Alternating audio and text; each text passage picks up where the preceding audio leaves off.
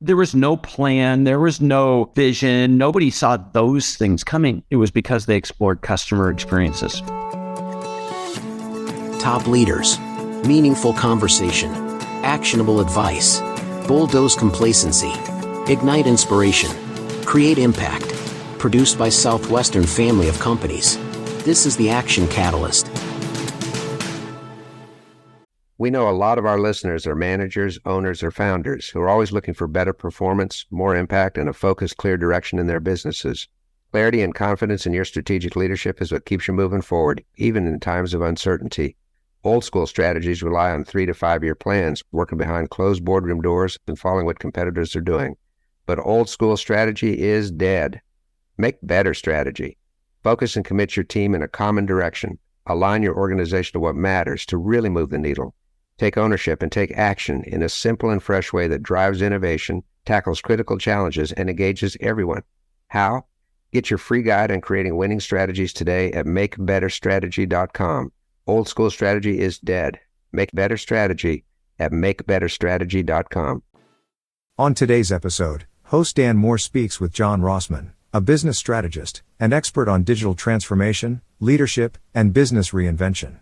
He is a former Amazon executive responsible for launching and scaling Amazon Marketplace, which today is responsible for over 55% of all Amazon orders. John also ran Amazon Enterprise Services, with responsibilities for Toys R Us and Target.com. He also served as the interim chief technology officer for the Gates Foundation, and as the senior innovation advisor to T-Mobile. As an author, his books, including The Amazon Way, focus on the strategies he learned during his time at the tech giant, and how they can be applied to businesses of any size. We hope you enjoy. What are we talking about today? Your whole life history in 30 minutes or less. That won't be interesting for anybody. So, Really great to meet you today. Dan, thanks for welcoming me. I really appreciate all the work you do. Well, I feel like I already know you since about half our household budget goes to Amazon Marketplace, which, of course, you were the executive responsible for launching and scaling that. Yeah, some people see that as a real feature. Some people see that as a bug. So, yes.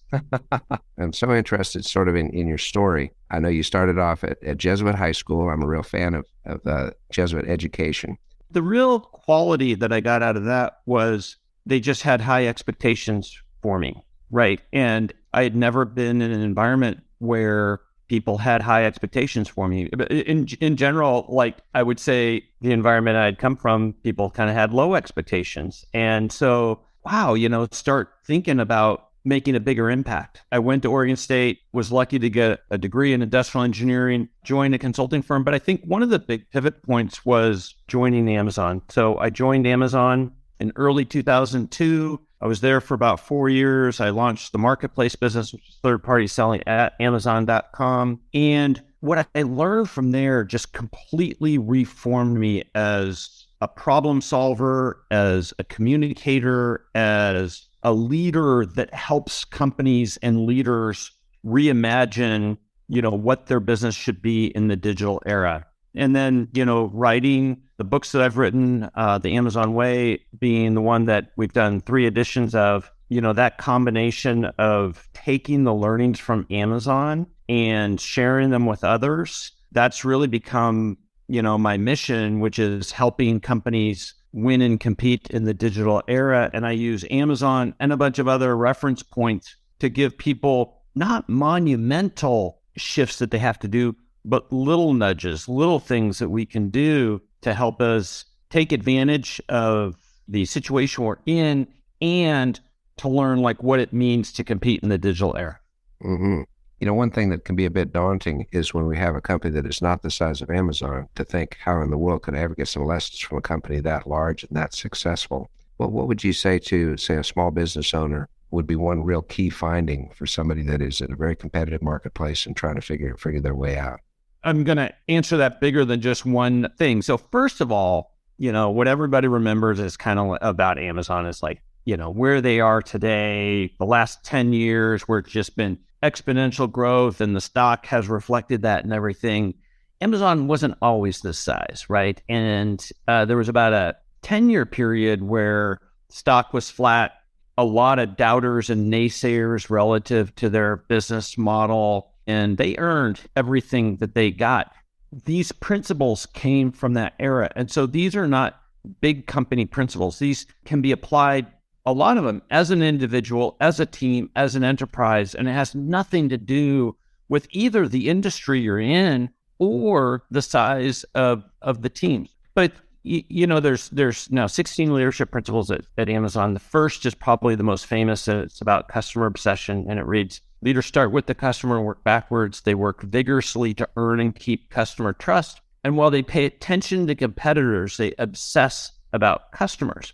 Now, you can't have just customer obsession, but leading with customer insights, being curious about your customer, bigger and broader than just maybe how you intersect with them today, how you serve them today, your products, your services, really sets up so many great things for a business and for a team. And so if there's one thing, if I'm forced to deliver one thing from Amazon, the one thing would be extremely curious about your customers, the jobs they're doing, the frustrations they have, like what happens on a bad day. Everybody tends to, when you're in business, you kind of focus on like, well, how things work in general, right? No. Be curious about what happens when things don't work in general, when they don't work, and be a problem solver, be a builder to build better approaches for helping your customers in those moments. And that's the essence of everything from Amazon,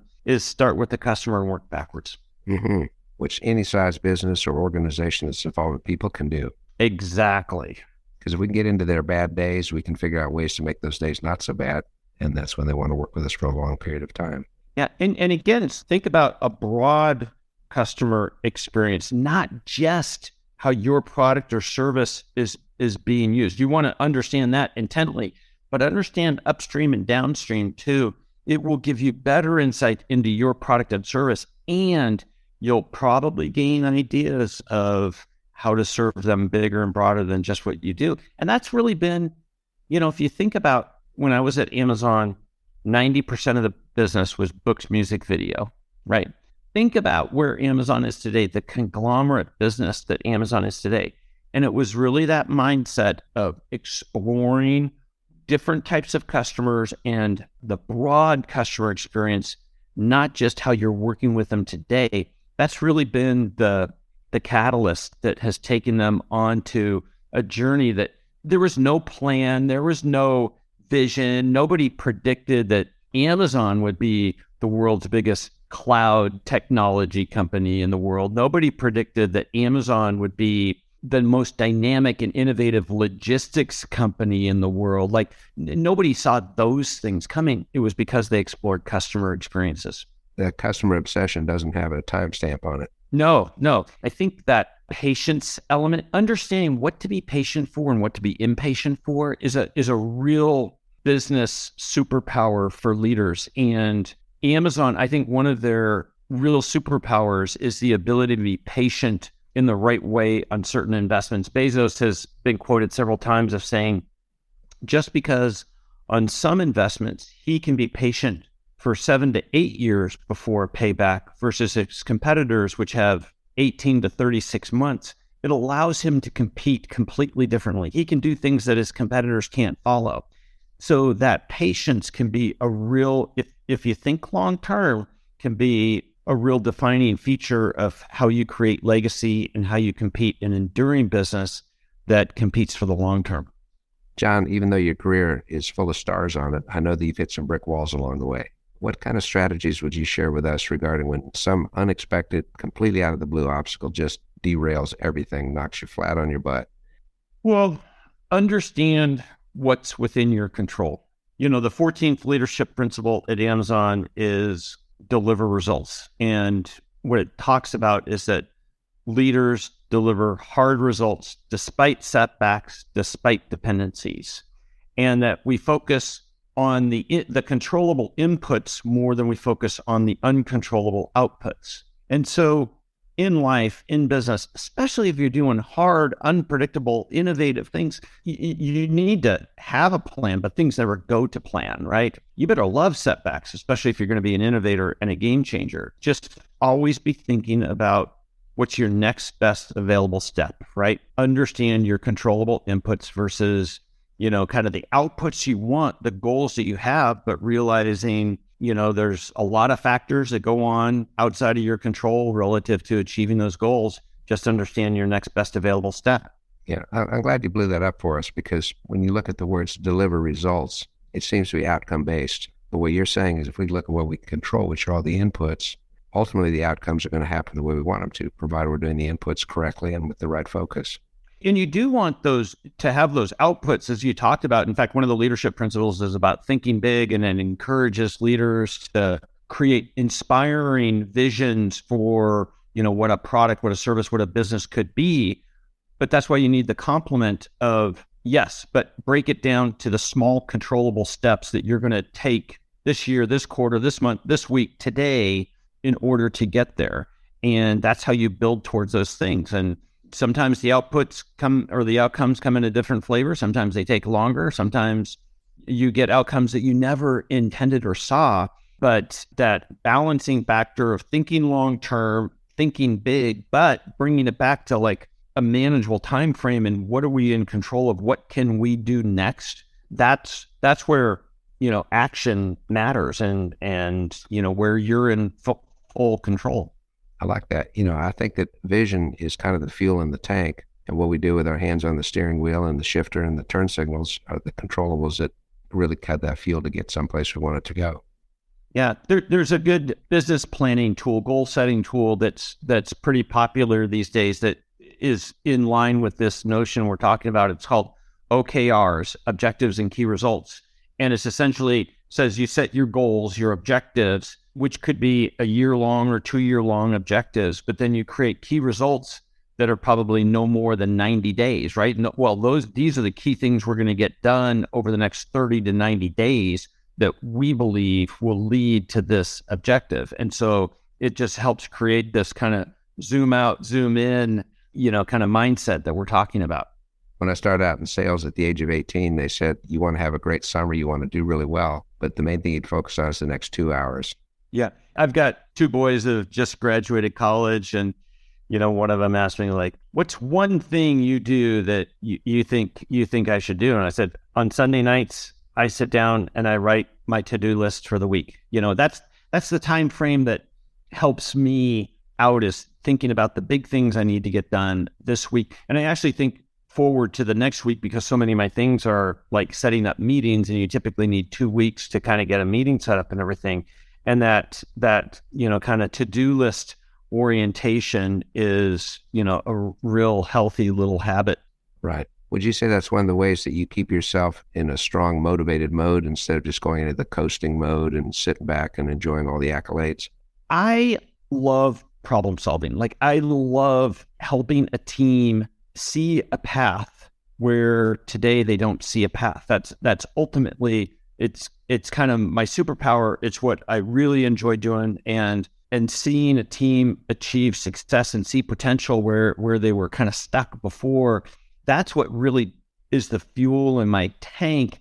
These are just kind of some of the tools that help keep me prioritized relative to achieving that. And I love sharing it. I love writing the books that I do, and that helps me think better and helps pass it on.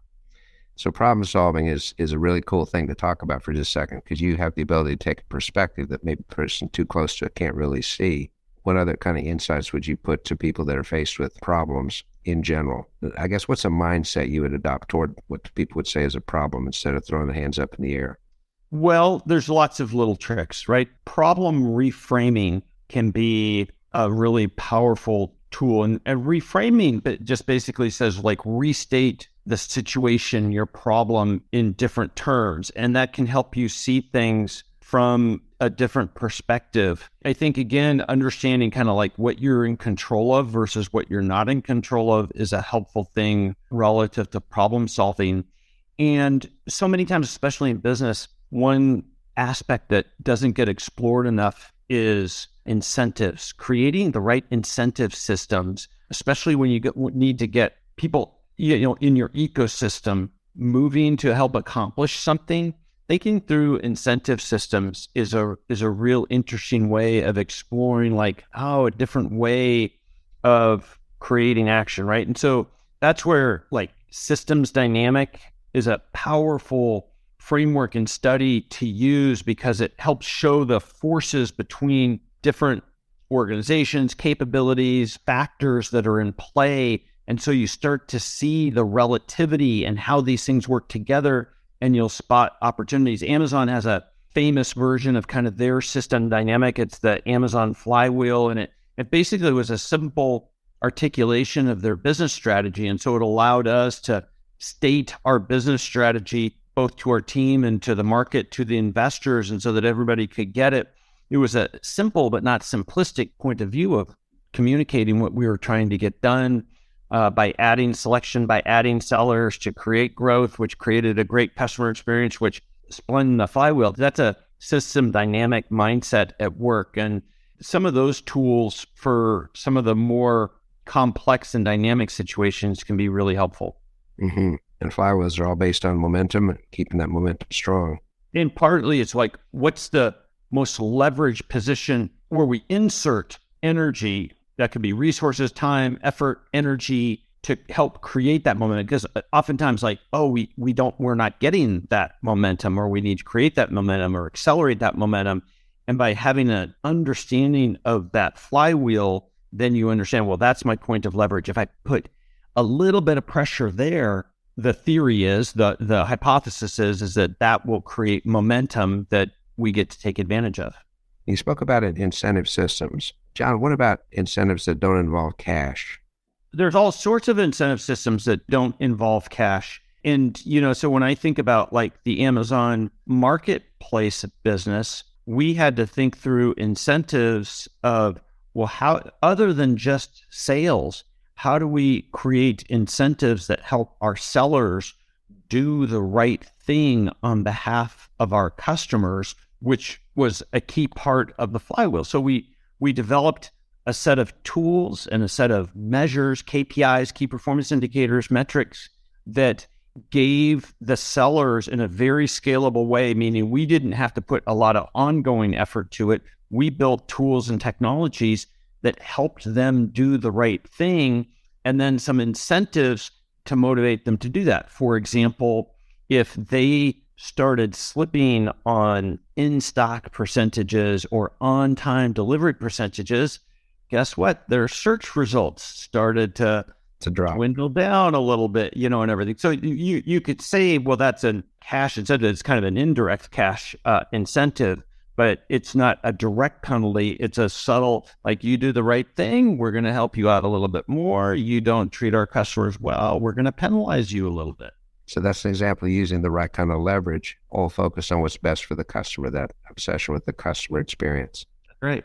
A lot of our listeners are on pretty good pathways in their lives right now. Things are joyful and they're feeling good about things. Got some others that are kind of discouraged and they're kind of down. What advice would you give to somebody that has just hit a point where they don't know where to turn, they don't know what to do next? I guess seeking words of encouragement. I'd say, learn something that you can put to work today, right? And that could be in your job, could be in your life. That would be one thing. And then when you feel good physically, it tends to help you just be more optimistic. Like, I believe in the power of exercise, not just because of the physical benefit, but because of the positive mental benefits out of it. And so if you're not feeling great, go get a good workout in. It not only gets the endorphins moving and the bloodstream in the right direction, but also it's a feeling of pride and satisfaction that we did something that maybe at the moment we didn't feel like doing. That's right. You get something done. Kind of a reminder that if we can get one thing done, we can maybe get another thing done. Just breaks that log jam of not going in any direction at all. And just the habit of kind of taking the next best available action, right? Like that, back to something we've already talked about, which is like, when something's got you down, a little perplexed, just be leaning forward and asking, well, what's the next best available step? That's a good one, because often the next step is not going to look like the best one, but it's the only one available. If it is, we're going to take it. Otherwise, we're going to assess and take a better one. Well, we opened up by you sharing that your early schooling helped you understand the importance of high standards, people with high expectations, that you had not experienced that before. At a more of a societal level, is there something we can apply from that to our nation to help people be the shining city on the hill that was once envisioned? I think the ability to have open discourse, respectful discourse, and welcome contrary views in sincere ways that is the basis for so much that can be accomplished nationally, internationally. Whenever you can understand others better, I think that you learn and you figure out where you can make progress. So one of the leadership principles talks about this. Learn and be curious is the leadership principle. Leaders are never done learning and always seek to improve themselves. They are curious about new possibilities and act to explore them. They seek diverse perspectives and work to disconfirm their beliefs. And what we tend to do is just live in a echo chamber, right? Like people telling us what we already believe in. And I think in both business as well as societal, that's a danger when all you're hearing is the stuff that you absolutely believe in, that you need to be open towards discourse and hearing things that you may not necessarily believe in. And that's what real communication is about. And avoiding those subtle forms of confirmational bias. That's right. That is what confirmation bias is. It's just listening to stuff that tells you what you already believe. Right. Well, John, thank you. Time with you goes really, really fast. I appreciate your insights, appreciate the life that you lead and the good things that you've done for our world, and know that you will continue to. Thank you. And back at you. Thanks for everything that your show does and the conversations do. If you enjoy this podcast, please make sure to subscribe. And to stay updated on everything that the Action Catalyst is up to, make sure to follow us on Facebook and Instagram at Action Catalyst Podcast and on Twitter at Catalyst_Action. And thanks for listening.